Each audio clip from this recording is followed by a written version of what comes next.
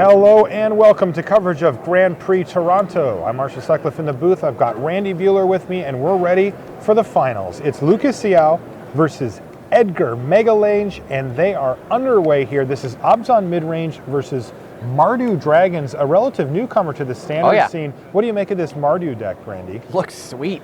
It That's does what look I sweet. make of it. It does look sweet. The story here is kind of interesting. It's a Ben Stark list. Hall of Famer Ben Stark, who was playing for top 8 with 2 rounds to go, did not ultimately make the top 8, finished X3, picked up 3 pro points. He's been working on this list. It's his design. He's been playing the heck out of it on Magic Online and one of his regular playtest partners on Magic Online, a guy named Daniel Ward. Group P Vancouver top 8. He's just a guy who's been around grinding a lot of Magic. Goes out for a drink with Edgar on Thursday night, and Edgar's like, man, it seems like Crackling Doom should be really good.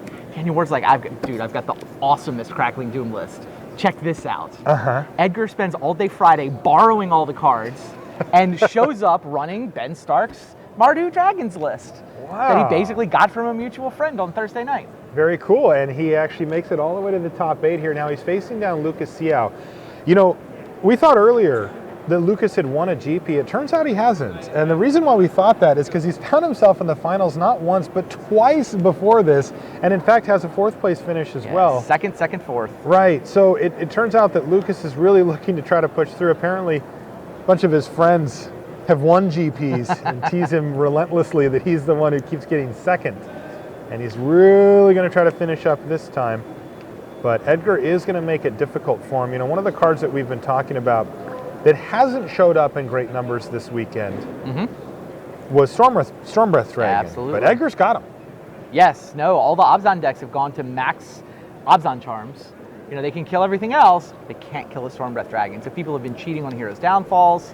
Lucas does have 3 downfalls, but the thing is, the Stormbreath Dragons, those decks tend to have a couple copies of Haven of the Spirit Dragon floating around too. So they really play more like they have 5 or 6 Stormbreaths.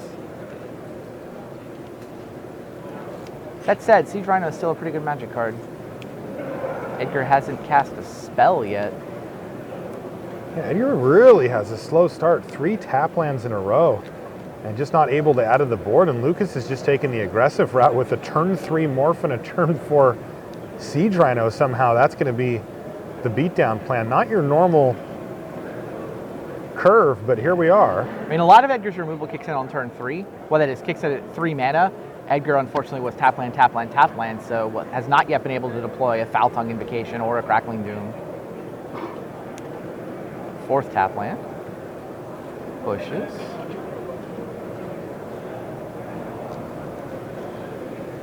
I've seen at least Foul Tongue. Yeah, he's got both Foul Tongue and Crackling Doom in his hand. But yeah, not having any land that came into play untapped has really hurt this draw. Crackling Doom, of course, one of the main reasons to play Mardu these days. Yeah, it's a good one. Yeah, it's bunch great of hexproof dragons running around. Yeah, it's Take great that. against that, and you just take care of Dragonlord Ojutais all over the place. In this case, it took care of a Siege Rhino. Nicely. Yeah, Lucas chose to sack. Oh, he has to sack the Siege Rhino. I was thinking about Foul Tongue. That's right. And here is a follow-up Siege Rhino, though. Lucas just has one of those draws that's allowing him to present a few threats in a row, and he's happy to do it. He normally plays this deck at a little bit slower of a pace where he's kind of grinding out value and such, but not this time. Yeah, we're calling this Abzan midrange, but Lucas actually calls it Abzan control. This is about as slow as anybody runs. He's like a 6 or a 7 on the scale. He's an Elspeth on the scale. Yeah, on the scale from Warden of the First Tree up to Ugin. He comes in around somewhere around Elspeth. Yeah.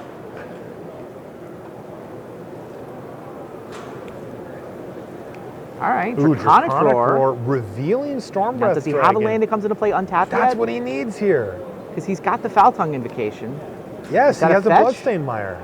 Bloodstained Mire is pretty good here. He's also got Haven. You'd think he'd want to get this thing done right now. Gain 4 life and finish off your board. Yeah, he's got to do it. He's thinking for a long time. He must have another option available to him, but... He might be deciding which land he wants. Oh, fair enough. Goes for the fetch land, not the Haven, so he does lose the life, but he thins a little bit. You have to wind up thinking about the small things. It's like, all right, I know I'm going to Foul Tongue away this Siege Rhino and gain my 4 life, but what about these little tiny micro decisions I want to optimize? Yeah, now that was a huge swing for Edgar. Yeah, great turn. He took out a Den Protector without letting Lucas get value. True. And then he killed a huge threat and also said, by the way, Stormbreath's incoming. So And gain 4 life. And you take gain 3. 4 in life, exactly. So really, really nice there for Edgar. And let's see if he can turn the corner now and start slamming Stormbreath Dragons. Even has a backup plan with that Haven. And there it is, Yep, Stormbreath that's the Dragon. plan. Wow, I think he's got Crunch. Murderous caught up too. He has the mana for it if he's got it in his hand. And there's a Lucas has Crackling- his, yeah, his hand copy is as both well. Murderous Cut and Crackling Doom. You know, This does deck's Luke? great, Yeah, right? this deck is sweet.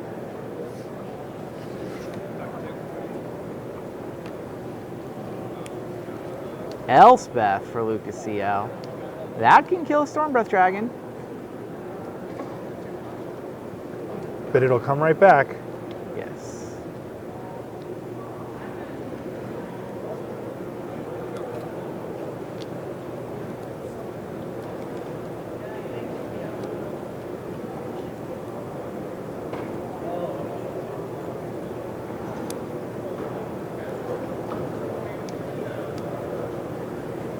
Edgar thinks, and yes, he is going to Murderous Cut the Courser. Now there's a Hero's Downfall on top of Xiao's library here. And unfortunately, Caligon came off the top too. for Edgar, he doesn't have enough mana. Well, Oh, I guess he's geez. just got another Stormbreath. That's fine. No problem. I was going to say he doesn't have enough mana to use the Haven. Well, he could have dashed out Coligon. He has Kolaghan in hand He as well. just drew it. Okay. Scribe to the top for Lucas. Yeah, it does look like Edgar's turned the tides here. Now, Lucas is going to be able to deal with one of these Stormbreaths, but Kolaghan plus another Stormbreath coming down the line can really do it. And there's Yeah, it's 12 damage. yeah, this is a sweet deck. 2 dragons attacking, both triggering that all your creatures get +1/+0. Yes. And I don't think that Lucas is going to. Well, I was wrong. He did let him attack. Weird. Oh. Yeah, why would he let He him must have attack? another answer because he's taking an extra 2 points. Yeah. Oh, this Oops. is Lucas realizing Yeah, he didn't know how that works, so he's going to take an extra point of damage as a result of that. And pass the turn back, but you got to realize that Lucas can run out of answers here, and sorcery speed answers need not apply. You'll be happy to see that he found a target though for that Obzon charm. Yeah, little does he know. There's both a Crucible to go get Stormbreath, and there's another Coligon, which, yeah. Edgar's going to keep going the Coligon dash plan. Crunch, take it. Yes, over and over and over, and Lucas Xiao, this game has completely degenerated into, do you have an answer for this? Police Mane, which can go monstrous, but Edgar has Draconic Roar mana. So they get to do a little dance here. Lucas is looking over at him. I don't, like, all right, I don't think Edgar. I'm gonna upkeep. He's gonna monstrous upkeep. But And he there's has the Roar. Draconic Roar, revealing Kolaghan, and Kolaghan on the dash will kill him. And Edgar Megalesh is now up 1 game over Lucas Xiao, hoping to give Lucas his 3rd second place finish Yes. in as many tries at the finals of a GP here. And Now Lucas, Edgar's also been to a Grand Prix top 8 before. He was actually at the top 8 of Grand Prix Toronto in 2013. the one that Ari won. Absolutely. Ah, Now, we do know that the trophy's not leaving Canada. In fact, the trophy's not really leaving Toronto. Edgar is from Toronto. Lucas is from Toronto. Edgar does go to school in Waterloo right now, so I think technically it gets a little bit outside of town if Edgar manages to win one of the next 2 games. It's funny, for a while, this top 8 was actually brought to you by the Toronto Death Mist Raptors. But fittingly, somehow, the Raptors all lost in the playoffs, and there aren't any of them left. we're going to have to smuggle you out of the country. They're going to have your picture at customs, like, oh, that guy? Yeah, no. We need to do a search, sir. Come on, it's perfect. You're not in a hurry, are you? It would have been more perfect if they all lost in the first round. You're right. I apologize. Oh my God. You just can't help yourself sometimes. Sometimes. Thankfully, most of our viewers probably don't follow basketball as closely as we do. So. There's Edgar Megalesh, 20 years old, student from Waterloo, Ontario, in his 2nd Grand Prix top 8, giving Daniel Ward props for the Mardu Dragons deck. Says he would actually take out a Seeker of the Way in favor of an additional Soulfire Grandmaster. That Grandmaster just overperformed all weekend long. And that the most important card in the deck, Crackling Doom. Crackling Doom. I think that is the reason why you look to Mardu these days. Among the reasons, for sure. Yeah. Lucas Sial, 29. He's a bank analyst here in Toronto in his 4th Grand Prix top 8 and his 3rd trip to the finals, but hasn't yet got the win that he wants. Says, he chose to play Abzan Control, in his words, because it's good to even against Red Deck Wins and Abzan and Bant and Esper. Wouldn't change anything. Well, doesn't think he would change anything, but maybe you could ask Daniel Fournier. He's the one that put together the list for him or helped him out? Yeah, and they're very tight. And Fournier also made the top 8, or even eliminated, but yeah. Elspeth is the most important card in this deck, according to Lucas. Which makes sense. I mean, we talk about how a lot of people left themselves vulnerable to Stormbreath Dragon this weekend. You know what else a lot of people left themselves vulnerable to is Elspeth. Yeah, absolutely. We saw so many games where it's just, oh, Elspeth. Right. I just concede to Elspeth. Right, all of the Death Mist Raptors and random, Fleece Mane Lions just bounce off of tokens while Elspeth ticks up, and we know how that thing ends. So I thought that was really interesting, too. Brad Nelson giving the stink eye to BBD. Where are my Glare of Heresies? Why aren't there any Glare of Heresies on my sideboard? I don't think Brad's actually complaining about the semi-final exit of the tournament. He didn't do a ton of prep work. When your friend says, here's the deck I made for the GP, and you make the semifinals, you say, thank you, friend. Absolutely. And I mean, that pile of pro points, too. I mean, Brad Nelson is now, he's gone from on the bubble for the World Championships to likely to play the World Championships. Hasn't locked it up, but both he and Paul Reitzel took themselves a couple of points above the bubble. Yeah, we had a bunch of people. We are in that mid to late stage of the season here. A few People GPs and a PT. Points. They're chasing it. I saw that Chris Fennell did. I interviewed him earlier today for people that were watching. He did meet his goal. He's gold. Oh, good for him. Chris Fennell made gold today by finishing XM3. That was really the thing that he was most focused on down the stretch here was getting to gold. Where did Ari Locks finish up? Do we know that? Don't know. I saw him for a minute, and I just looked at him, and he just shook his head. So I don't know if he was X2 with like 3 rounds left. I know that he obviously he didn't make top 8, but if he got X3, then he picks up a couple of pretty important points for. I mean, he's right in the thick of the Player of the Year race and trying to be the U.S. team captain at the World Magic Cup. All predicated off of his Pro Tour victory. Yeah, I mean, he's also got a GP top 8. But yeah, does not hurt when. I'm looking at a chart right now. Best Pro Tour finish is one of the tiebreaker categories. Yeah, having a 1 there is pretty good. Ari's GPs are 4, 3, 3, 3, 1, 1. So, X3 would get him, turn one of those 1s into a 3. 2 points would tie him with Li Shijian. It doesn't sound like, if you saw him and he shook his head, it probably means he's X4. Yeah. I don't know, we probably have the ability to look up the final standings. Everyone out there's probably already looked up the final standings, and we're just busy talking.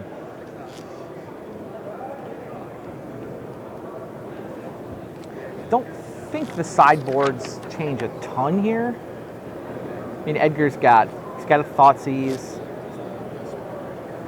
to get up to 4. He's got a couple Read the Bones. I don't know. He's got a couple Outpost Siege. So, I mean, he's got the ability to become a sort of grindier deck if that's the way he wants to play this out. Yeah, Lucas gets to bring in some more choice removal spells. He gets another copy of Murderous Cut and a copy of Silence the Believers, which can really go a long way against these dragons that he can have some serious trouble with. 2 instant speed removal spells that can kill either Kolaghan or Stormbreath is going to really help him out there, even though it is only 1 copy of each, so it's not a huge deal. He gets a Kolaghan in Edgar's sideboard. Who? Dragonlord Kolaghan can join Kolaghan's the Storm Fury. This might be a Kolaghan's command matchup too. I mean, the cool thing you can do with Kolaghan's command, I don't know how often you've seen this come up, but with Soulfire Grandmaster, you can actually Kolaghan's command during your opponent's draw step with the buyback. So if you ever run them out of cards, you can just steal their draw phase. You lock them. You lock them out of instants. You lock them. The only thing they can ever do is play an instant in response to Kolaghan's command during their draw step. And I mean, Edgar's pulled that off at least once this weekend. Wow, that's sweet. Like, I mean, not sort for the of. opponent. Exactly. Yes, yes.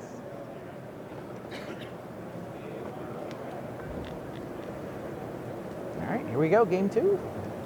All right, so we're underway here. We could have a champion after this game, or we could be headed to game 3 if Lucas has anything to say about it. So let's see how this game develops. Lucas Siao starts off with a Temple, puts a card on the bottom and passes the turn back. No turn 1 play here for Edgar. Just land go. And Lucas has another Skryland, and he's shipping more to the bottom here. But he does have a turn 2 play in the form of Thoughtseize, so let's take a look at what Edgar's working with here. 2 Storm Breath Dragons, the Grandmaster. Crackling Doom, there's a Thunderbreak Regent back there. Aha. And could that Is that be Outpost a Siege? siege? I think yeah, it's Outpost I believe Siege. that's an Outpost Siege as well. So he did go grindy.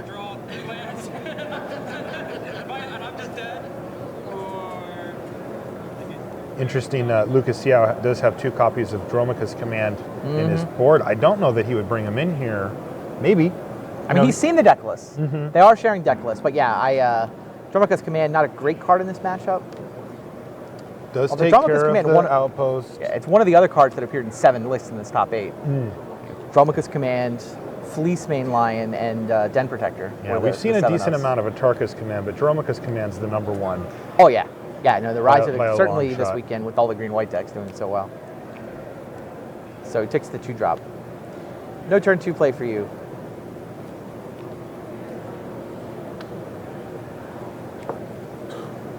And no turn 2 play indeed, as Edgar just ships the turn back. Lucas Xiao plays his land for the turn and just passes. Nothing from him either. And there is Thoughtseize off the top for Edgar. So let's take a look at what Edgar's working with, where he just doesn't play, excuse me, Lucas is working with, where he just doesn't play anything here. Well, he's left up Hero's Downfall mana, but you can see he doesn't have a whole lot else going on. Elspeth for down the line, he's got another couple of lands in his hand, and that is a Dromoka's Command, right? So, Yep. you know, Edgar, if he had some creature threats that he really wanted to protect, he could take it. But, you know, he's thinking long game. I think Edgar's looking and saying, look, Well, I'm missing land drops. yeah, I'm putting no exactly. pressure on you. You're going to just hit 2 more lands in a row and eventually Nissa off the top for get Lucas there. Xiao. Ooh, that could be quite strong. Get 1 Planeswalker Thoughtseized and top deck another one Yeah, and one that you can cast against a turn mana sooner. screwed opponent. Yeah, this one could be over really quickly now. Definitely. Edgar's not taking any damage this turn. He needs to draw land for Crackling Doom. Is what he needs to draw. That would be a great start. Yeah, he Comes to did. play tapped You land. asked for it, Randy. Well, hey, You look, got it's a it. land and it even creates red mana. Good enough. It's true. Beggars can't be choosers here. Unfortunately, though, Edgar looks like he's going to find himself facing down 2 threats and a Planeswalker here and taking 8 this turn. Most likely. Yeah, 8U, and he's even got a follow-up Courser of Crewfix here, and of course hits that land immediately off the top. This could be a landslide in favor of Xiao. I mean, this one, yeah, this is it. That's it. Edgar scoops him up, and Lucas gets a nice, easy win there against an opponent that couldn't find any extra colors of mana. And we're going to game 3. We're going to game 3. One So game a little for the Grand Prix confidence title. booster for Lucas there. You know, he Sure. struggled through that first game getting dashed on a bunch by Kolagon, but now he says, all right, we're back on board. A couple Canadians in this final, but it's also got Team Ultra Pro fingerprints all over it. Lucas actually tested with them 2 Pro Tours ago. The one Where they debuted. where they debuted and put Justin Cohen into 2nd place. Yeah, Lucas tested with Team Ultra Pro there, and Team Ultra Pro, you know, co-founder Ben Stark built the Mardu Dragons deck that found its way to Edgar Megalash Yeah. on Thursday. Roundabout. Roundabout late Thursday night. Over to drink. All right, so the gentlemen here are reviewing deck lists as they do their final sideboard prep here, because they know it all comes down to this one last game, and big whoever game. wins it's going to be holding the trophy, and the other one is going to have to settle for, well, a smaller trophy.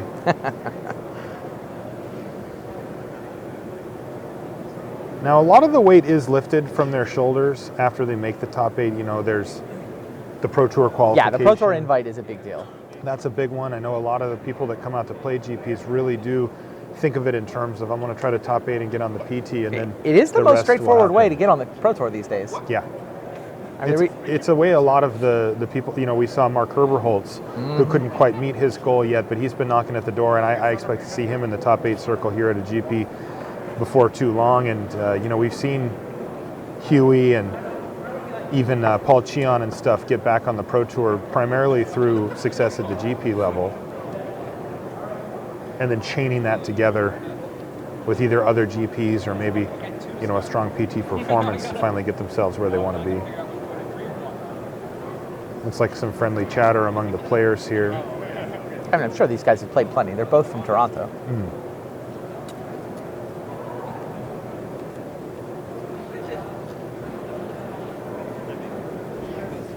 So double checking their sideboards real quick, and we were underway in just a couple of minutes. What do you like here, Randy? What do you I mean, we've seen a little bit of the sideboards, and we know the main deck's pretty well now. What are we looking at? I mean, I think that Stormbreath Dragon is just a hard card for Lucas Xiao to answer. Not impossible. Yeah. But Lucas is a little bit soft to Stormbreath Dragons. I also think Edgar's on the play in game 3. That does help. I mean, the first game, it didn't look like Edgar had a particularly great draw, but as we just got into turn 3, turn 4, turn 5, it was just like, oh. Yeah. Oh, good Lord, what's happening here? The dragons kept coming over, Crackling Dooms. I mean, I thought that even with kind of what looked like a medium draw, Edgar kind of crushed him in game 1. It did feel like that. One thing about Lucas's deck is that, it does play a little further towards the controlling end rather than the mid-range end, and it isn't great at just applying a lot of pressure. Edgar does get to have time to find those Stormbreath Dragons, and he's got enough removal spells so that Lucas doesn't get to just run him over with even a... I mean, we saw one of Lucas's more aggressive draws in the first game, and it didn't do much at all. Main deck removal spells from Edgar just decimated his board, and then the Dragons cleaned up the mess. I could see that happening again pretty easily, since Lucas, again, he just has a hard time closing out the game in fast order. He did that last one, thanks to Nissa. I mean, Edgar's not great against planeswalkers, I guess. I mean, if Lucas's route to victory could be a Nissa or an Elspeth. I don't know that I would describe Edgar as soft against them. No, I mean, he has a bunch of dragons. Those generally tend Right. to gobble up planeswalkers at some point. Just saying, it seems more likely to win that way than with creatures, as Lucas Xiao.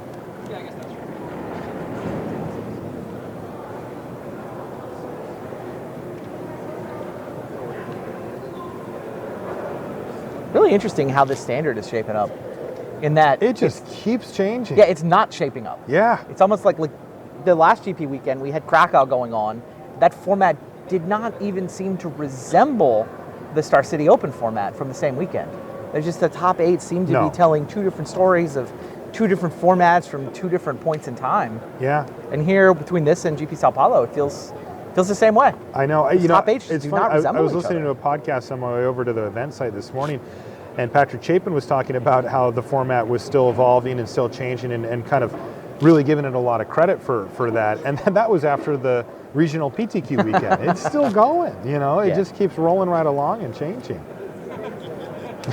Edgar, trying to look at our overhead camera. I don't think he realizes we've got a camera on him right now. You don't have to work that hard, Edgar.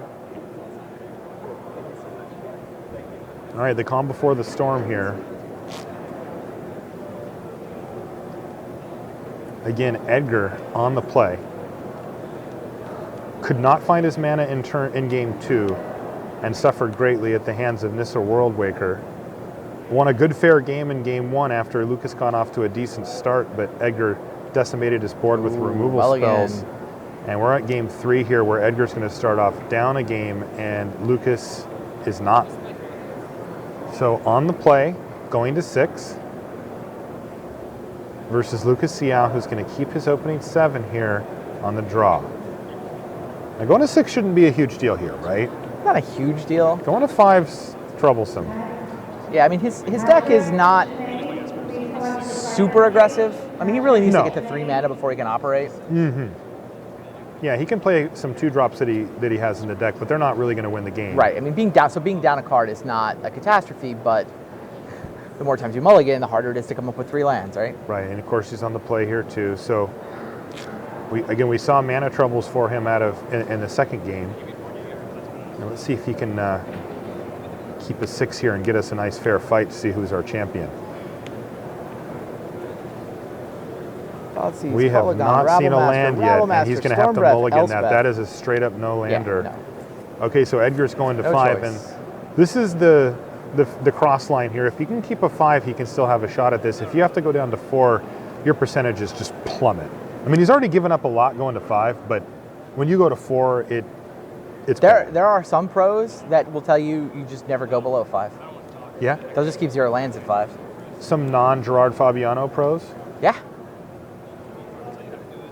I think his line is actually just don't go below 7. But you got to have faith in your deck, right? All right. So this is definitely a big hit to Edgar's chances and Lucas Siao. I would not keep a 0 lander at 5. No. But I mean, there are people who would. Good people, pro tour people. Interesting.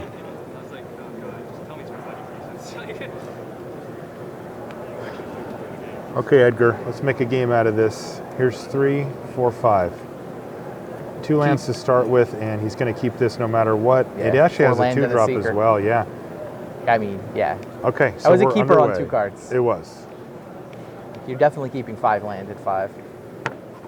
So Lucas is going to try to grind Edgar out of this game here.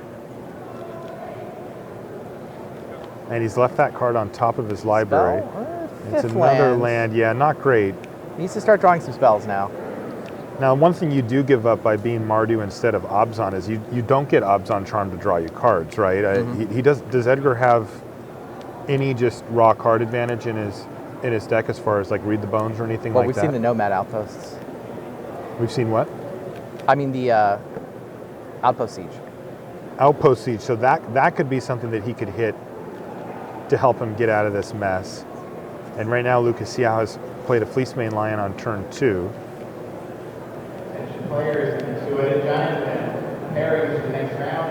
He did draw a spell. What is? Can you tell what it is?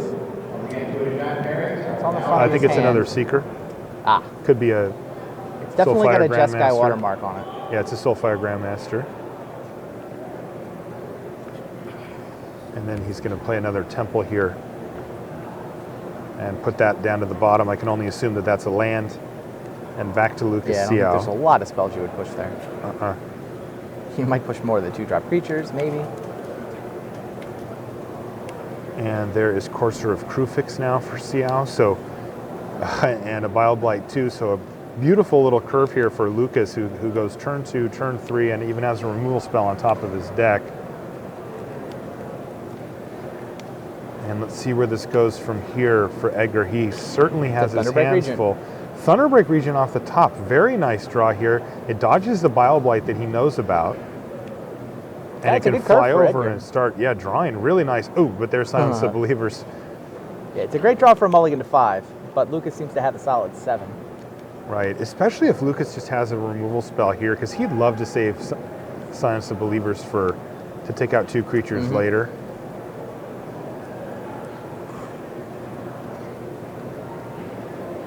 Edgar Megalange is up against it here. He has a clean attack with Thunderbreak Regions, and there it is, Hero's Downfall. And this is horrible news for Edgar, because remember, he knows already that Edgar's got Bile Blight and is drawing Silence of Believer, so he had even an extra removal spell there. And this is just not going to match up, especially with that Courser of Krufix just silently generating advantage here for Lucas. Lucas has no interest in drawing an Ugin, so he's going to immediately shuffle that away. I'm thinking about our 1 to 8 scale. I think Lucas may be a little higher than 6. Well, he turned the knob up on sideboarding for sure. Moved from a 6 up to an 8. Yeah, he's in Ugin range. He's definitely about as control-ish as you can build obs on these days. Yeah. By the way, I found Apex Predator for the in-between slot there on our scale. Oh, yeah, okay. we got it all covered. Got it. Yeah, 1 Ugin in the board. Crux of Fate in the board. Only the 1 Wrath effect. Oh no, there's a Crux in the main. So he's 2 Wrath effects in the 75. And this is a card that Lucas likes a lot, Read the Bones. And under All these fancy new decks, and it's Obzon mid-range that's going to win our Grand Prix? it's shaping up that way, Randy. Remember, it was Bant Megamorph, it was Mardu Dragons for a while. I mean, I think it was Obzon Aggro. I agreed with what you said, though. I really do think that this Mardu deck has a good matchup here and was a good choice for the tournament. Yeah. This unfortunate mulligan here and the mana problems in game 2 for Edgar may be his downfall. I think this is going to be close either way, but now it's, he's so far up against it after having mulligan down to 5 here. Edgar's got to fight it out, but with no real threats going on the battlefield, he's going to need to draw incredibly well to get out of this. I think Outpost Siege is a good start, or just a bunch of dragons over and over and over again. That's Kolagon's command. Yes, it is. And it looks like he's going to be able to get back the Thunderbreak Regent here. Not sure what other mode he named. Maybe you discard. Yeah, it looks like discard.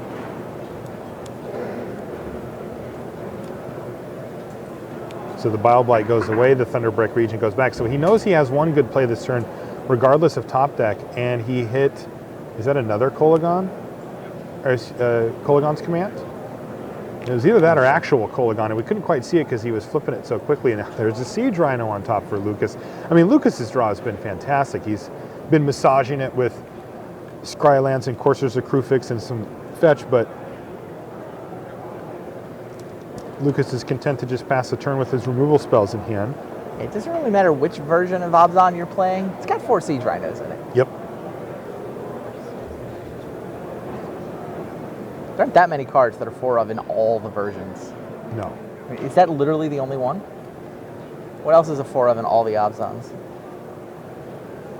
Yeah, they don't all run Fleece Main line. Right. They don't all run Fleece Main. They don't all run Abzan Charm. Right. They don't all max Hero's Downfall. No. They're all going to have some Hero's Downfall, Yeah. but not I think Siege necessarily the 4. Rhino is the common denominator They among don't all of run those. Courser. Yeah, no, I think it might be just Siege Rhino. Yeah. All right, so Abzan Charm is going to take care of Thunderbreak Regent for good. It does drop Lucas down to 11, so as far as the damage race goes, Edgar is ahead, but now he needs to find dash and haste flyers over and over and over if that's going to be the way that he wins this game. And that's a tall order. Another Seeker of the Way. So he does look like he's decent on the ground here, though. Jeez, the hits just keep coming for Lucas. See how Siege Rhino goes into his hand, and now Abzan Charm. Remember, there's that Silence of Believers as well for Lucas Xiao that he's had for a while that Edgar knows about. Say, Lucas actually kind of wanted a land. Wanted like Yeah. a land followed by an Abzan Charm. That would have been the hits. You're right. We'll settle for casting a Rhino.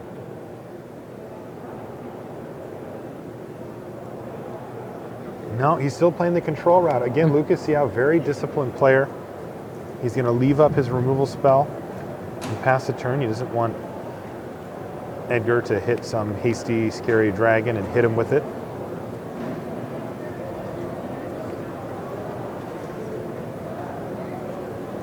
So Edgar draws his card for the turn, which is a Temple,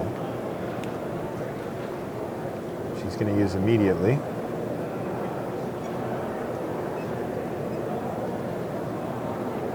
And put a card on the bottom. So this could help him find some heat here.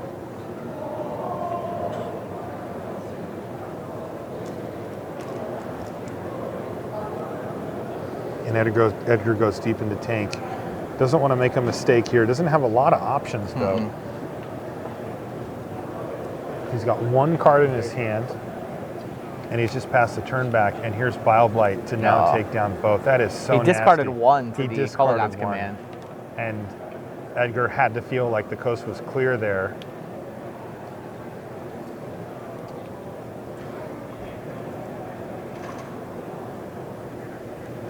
And Edgar is going to respond, it looks like. I mean, if you could trigger Prowess twice, you could save those Seekers. It's Kolagon's command.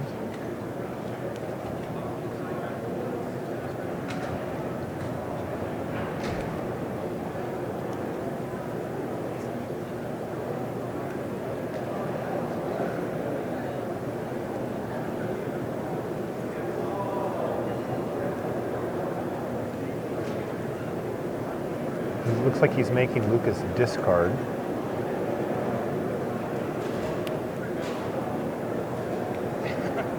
And he's passed the turn back here. So Lucas is tightening his grasp on this game one by one. And I think that Edgar, even though he's at 17, could be close to a concession here as Lucas Xiao has really pulled ahead now. He's ahead in the damage race. He's ahead on board. He's ahead on cards in hand. Is Lucas Xiao finally going to be Grand Prix champion? I Lucas think Xiao? Lucas Xiao is going to break the curse here, and his friends are going to have to just stop teasing him about it forever. First, second, fourth is pretty good.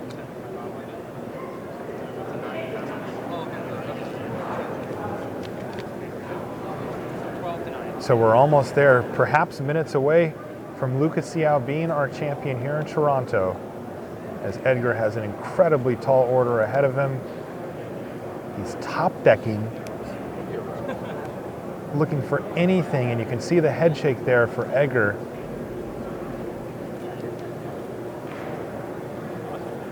Yeah, it's got to be frustrating. You know, remember, Edgar had mana troubles in the second game and mulliganed to 5 in this game. You know, that doesn't feel good, right? Like, that's No. the kind of thing that for us in the booth and for us at home, it's pretty easy to say, oh, that happens, that's happened to me too. But, you know, this is the finals of a GP, and Edgar's got to feel like he had the right deck for the moment, and it just hasn't, it's kind of let him down. So here's Crackling Doom, though, which is going to take care of the Siege Rhino and get a couple of damage in. And remember, the Soulfire Grandmaster is going to have that bump up Edgar's life total by 2, and then another 2 from the attack from the Grandmaster. And Lucas Siao is actually at 8. Yeah. 1 mana short of buying back the Crackling Doom, which would have been kind of awesome. So that's what he was shaking his head about, Yeah, right? 1 more mana. He could just start sifting through those and really just get ahead here. You know, and then maybe he's a dragon away or whatever. He's going to attack with the 2/2 lifelink creature. Is Grandmaster getting in, or has Lucas Siao seen enough of it? He's seen enough of it. Yeah. Hero's Downfall is going to take care of the Soulfire, and it's going to be replaced by a lowly Seeker of the Wave, probably the weakest card in the whole deck here for Edgar. At least it was a spell, but that is not going to get the job done. Lucas Siao draws Ugin, hits a land off of his Courser, and again, it just keeps advancing his board state in all directions here. His hand has more cards in it. They're at equal life totals, but Lucas is poised here to finish this thing off. He's going to attack just with Fleecemane Lion. He almost had enough for a lethal attack with the Abzan Charm in his hand, but it would have been 1 short.